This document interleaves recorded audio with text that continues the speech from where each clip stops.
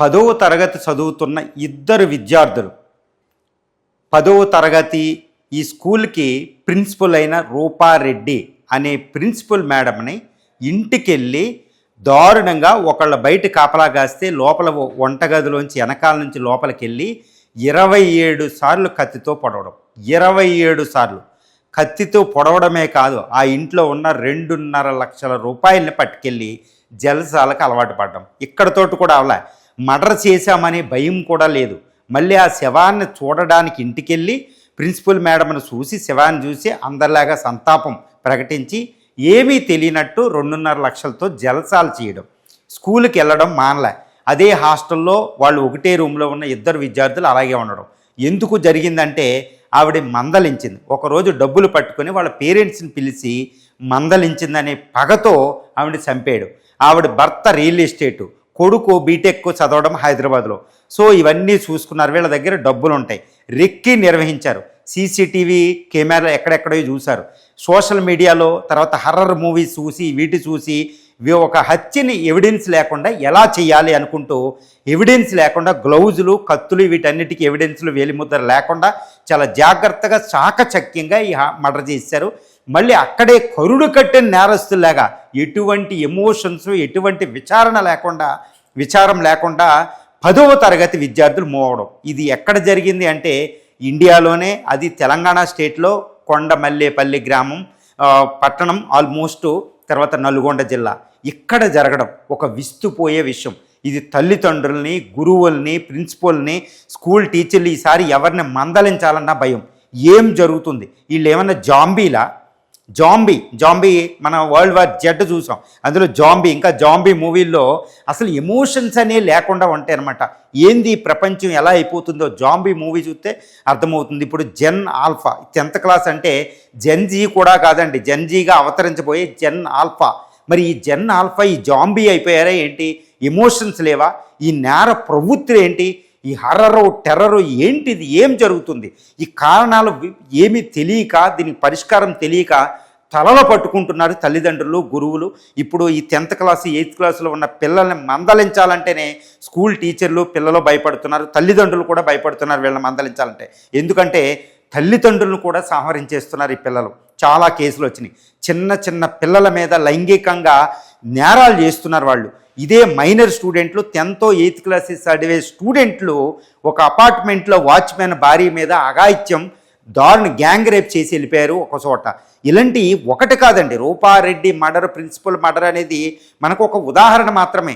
ఇలాంటి కోకొల్లలు మన ముందు కనపడి ఏం జరుగుతుందో అర్థమయ్యే లోపులేనే వీళ్ళు ఒక జాంబీల కింద మారిపోయారు. అంటే భవిష్యత్తు భారతం ఎలా ఉండబోతుంది, భవిష్యత్తు జెన్జీ ఎలా ఉండబోతుంది, భవిష్యత్తు భారతదేశం యూత్ ఎలా ఉండబోతుంది, అసలు భవిష్యత్తు ఏంటి అనేది ఒక అగమ్య గోచరంలో గెంటిందే ఈ రూపారెడ్డి మర్డర్. అసలు దాన్ని జీర్ణించుకోలేకపోతుంది ఈ సమాజం, భారత సమాజం దాన్ని జీర్ణించుకోలేకపోతుంది. రూపారెడ్డి మర్డర్ ఏంటి ఇది అని. ఎందుకంటే పోలీసులు విస్తుపోవడం కాదండి ఆ నేర ప్రవృత్తి. ఎందుకంటే పోలీసులు ఆగస్టు 11వ తారీఖుని ఈ రూపారెడ్డి గారి మర్డర్ జరిగితే 10 రోజుల్లో పోలీసులు ఛేదించడం గొప్ప కాదు, ఆ ఛేదించి వాళ్ళు విస్తుపోయారనమాట. ఆ ఫోన్లో బాబు అనే పదం, ఆ చిన్నమ్మతో మాట్లాడడం, బాబు అనే పదం పలకడం, అసలు విద్యార్థులు ఇది చేస్తారనే ఆలోచన చిన్న క్లూ కూడా పోలీసులకి లేదు. కానీ ఆ ఫోన్లో బాబు అనే వాళ్ళు స్టూడెంట్ని పిలుస్తుందంట, కాబట్టి బాబే ఎవరో స్టూడెంట్ ఇన్వాల్వ్ అయి ఉంటాడని పోలీసులు ఆ కోణంలో చేస్తే బయటపడిన భయంకరమైన జాంబీలు ఉంటే హర్రర్ మూవీ. మరి దీనికి కారణాలు ఏంటంటే అందరూ సోషల్ మీడియాని చూపించేస్తున్నారు. సోషల్ మీడియా ఏంటంటే ఒక డైరెక్షన్ ఇస్తుంది. వాళ్ళు నేర ప్రవృత్తికి ఇంకా కారణాలు ఉన్నాయి. మన ఫిల్ములు, హర్రర్ మూవీలు కూడా ఒకటే, ఈ ఓటీటీల్లో వచ్చి ఇవన్నీ, తర్వాత ఇంటర్నెట్, తర్వాత సోషల్ మీడియాలో ఇవన్నీ ప్రచారం జరుగుతుంది. నాట్ ఓన్లీ సోషల్ మీడియా, ఇంత నేర ప్రవృత్తి ఉంటుంది. తర్వాత మన కుటుంబ అత్యంత మూల కారణం ఏంటంటే సోషల్ మీడియా కాదు, మన కుటుంబ వ్యవస్థ కొలాప్స్ అవ్వడం. కుటుంబ వ్యవస్థలో తల్లి తండ్రులు వాళ్ళ పరిస్థితి అలాగే ఉంది. ఎంత కక్క ఒత్తిడిలో ఉండడం. వాళ్ళు కూడా సోషల్ మీడియా బాధితులు, తల్లిదండ్రులు కూడా వీళ్ళనే అనడం కాదు, వాళ్ళు కూడా అలవాటు చేయడం వల్ల ఉపేక్ష భావం. ఈ పిల్లల పెంపకంలో ఒక ఉపేక్ష భావం ఉంది. అంటే కుటుంబ వ్యవస్థలో బేటలు వాలడం అనేది ఇన్ని పరిణామాలకి దారితీస్తుందన్నమాట. అది సోషల్ మీడియా వీళ్ళు రెక్కి నిర్వహించడం, సోషల్ మీడియాలో ఎక్కడెక్కడ ఎవిడెన్స్ లేకుండా ఎలా చంపడం, ఇవన్నీ చూడండి. యూట్యూబ్లో హర్రర్ మూవీలు, ఓటీటీలు ఇవన్నీ కూడా వాళ్ళు శోధించినట్టు తెలుస్తుంది. గూగుల్ అని, ChatGPT అన్నీ వాళ్ళు శోధించేశారు. అసలు ఎమోషన్లెస్ పీపుల్ అయిపోయారు, జాంబీలు అయిపోయారు అన్నమాట. ఇది విస్తుపోయే అంశం. ఇన్ని కారణాలు, ఇంత లోతైన బలమైన కారణాలు మనకి ఇక్కడ కనిపిస్తున్నాయి. మరి దీనికి ఏంటి పరిష్కారం? పరిష్కారం లేకుండా ఏ ప్రాబ్లం ఉండదు. Without the solution no problem arised on the earth surface అండి.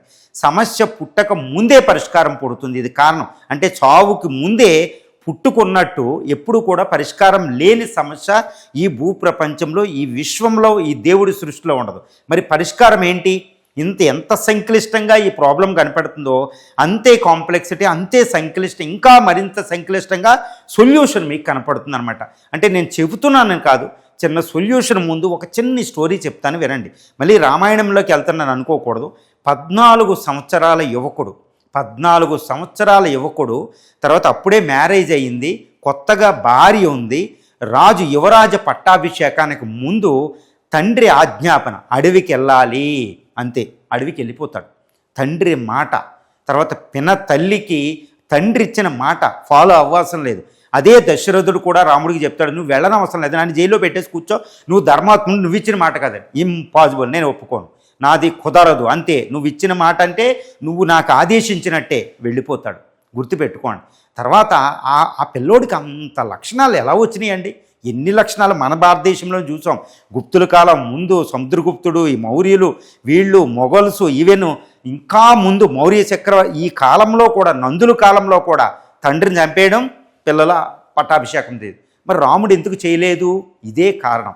ఇదే భారతదేశానికి ఇప్పుడు పరిష్కారం అన్నమాట. ఎందుకంటే చూడండి, విశ్వామిత్రుడు శిష్యుడిగా అవతరిస్తాడు, వాల్మీకి శిష్యుడు, శరభాంగుడు, అగస్త్యుడు, 4 గురువులు రాముడికి. అసలు విశ్వామిత్రుడు పరమ శత్రువు వశిష్ఠుడు. కానీ వశిష్ఠుడు విశ్వామిత్రుడి దగ్గరికి రాముని పంపిస్తాడు. ఎందుకంటే వాల్మీకి మొత్తం అన్ని లెసన్స్ ఇవ్వగలుగుతాడు, కానీ ప్రాక్టికల్ చెప్పగలిగేది విశ్వామిత్రుడు, క్షత్రియుడు కాబట్టి. విశ్వామిత్రుడి దగ్గర పరమ శత్రువులు కూడా శిష్యుడిని చేరి చేసుకుంటారు, ఎందుకంటే లోక కళ్యాణం, అది గురువులు భావం. సో రాముడు అర్థం చేసుకుని ఇద్దరి దగ్గర నుంచి లర్న్ చేసి సమభావం ప్రదర్శిస్తాడు, వాళ్ళిద్దరి మధ్య శత్రుత్వాన్ని నిరోధిస్తాడు. తర్వాత అగస్త్యుడు, శరభాంగుడు, సీత కూడా చూడండి, గురువులు. ఎంతమంది గురువులు అండి! యజ్ఞ వాల్కాయుడి నుండి గౌతమ్ మహర్షుడు కూతురు గరిహి, మైత్రేయి, ఇలాంటి వాళ్ళ శిష్యురాలు సీత. సీతను ఎవరు చెప్పరు, చూసారా?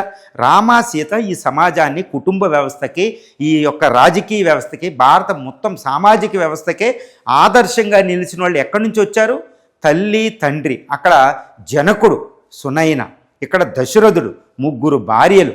చూడండి, అన్నాదమ్ములు, గురువులు. అంటే తల్లి తండ్రి గురువులు చక్కగా తమ పాత్రని పోషిస్తేనే వచ్చేవాళ్ళు శ్రీరామచంద్రులు, సీతలు. ఇక్కడ సీతారామచంద్రులు ఏంటంటే కేవలం ప్రతీకాత్మకత అండి. భారత సమాజం ఎలా ఉండాలో చెప్పింది రామాయణం కదా. మరి ఇప్పుడు భారత సమాజం ఎలా ఉంది, కుటుంబ వ్యవస్థ ఎలా ఉంది, గురువులు ఎలా ఉన్నారు? ఇందాక చెప్తున్నాను, గురువు త్యాగం చేశారు, గురువు చనిపోయింది. కానీ దీనికి సంక్లిష్టతకి పరమ సంక్లిష్ట సొల్యూషన్ అని చెప్పాను. దీనికి సొల్యూషన్ ఏంటంటే మళ్ళీ అదే గురువు, అదే తల్లి తండ్రులు. ఇంకా ఓపిక వహించి ఈ జన్నాల్పాన్ని ఒక దారిలోకి తీసుకురావాలి. తల్లిదండ్రులు కాస్త సమయం కేటాయించండి, పిల్లలతో స్నేహభావం ప్రదర్శించండి, వాళ్ళకి అర్థమయ్యేటట్టు చెప్పండి. వాళ్ళ ఎమోషనల్గానే చాలా జాగ్రత్తగా సాల్వ్ చేయండి. ఎమోషన్స్ని గట్టిగా సాల్వ్ చేస్తే ఎమోషన్లెస్ పీపుల్ అయిపోతున్నారు. ఇది జాంబిల్లే తయారైపోయారు. వాళ్ళు చూడండి ఎంత నేర ప్రవృత్తి ఉందో.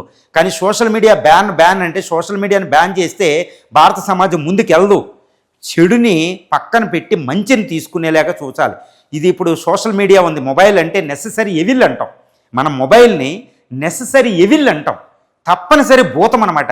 అది లేకుండా ఇప్పుడు భారత సమాజం కాదు కదా. మొత్తం ఈ technological 5th industrial 4th industrial రెవల్యూషనే ముందుకెళ్ళదు. వాళ్ళని మళ్ళీ టెక్నాలజీకి దూరం చేయడం చాలా తప్పు. సోషల్ మీడియా బ్యాన్ కాదు, చెడుని పక్కన పెట్టి మంచిని తీసుకునే యువత ఎంతోమంది ఉన్నారు భారతదేశంలో. ఇప్పుడు ఇలా చెడిపోయిన వాళ్ళు కేవలం 30% దాకా ఉంటున్నారు అంతే, ఏదో అలవాటు పడి. ఆ 30%కి 70% పాడు చేయకూడదు. కాబట్టి చెడుని పక్కన పెట్టి పరిగ్రహించి మంచిని స్వీకరించే యువతను తయారు చేయాల్సిన బాధ్యత తల్లి తండ్రి మళ్ళీ గురువులే. ఎంతో తల్లిదండ్రులు గురువుల త్యాగంతో వస్తారన్నమాట. కాబట్టి భారత సమాజంలో కుటుంబ వ్యవస్థని గట్టి పడేటట్టు చేయండి. ఇవంతా సొల్యూషన్. మళ్ళీ రామాయణం, మహాభారతాలు, లేకపోతే బైబిల్, అన్ని నీతి సూత్రాలు, మత సూత్రాలు కాస్త బోధించండి. మతాల కింద ఏదో సెక్యులర్ దేశం కింద భారతదేశాన్ని రామాయణ, మహాభారతాలు, ఈ బైబిల్ వీటికి దూరం చేసి పడేయకండి. దూరం చేయకుండా అన్ని సూత్రాలు బోధించండి. ఈ మతం పుట్టిందే సమాజాన్ని ఆర్డర్లో పెట్టడానికి. ఈ మత ప్రసక్తితో ఇదొద్దు అని చేయొద్దు. అన్ని మతాలను బోధించండి, అన్ని నీతి కథలు బోధించండి. అప్పుడే భారత సమాజం ముందుకెళ్తుంది. ఒక అద్భుతమైన సమాజం, యూత్ని దారిలో పెట్టాలి. ఈ రూపారెడ్డి త్యాగాన్ని మనం మరవకూడదు.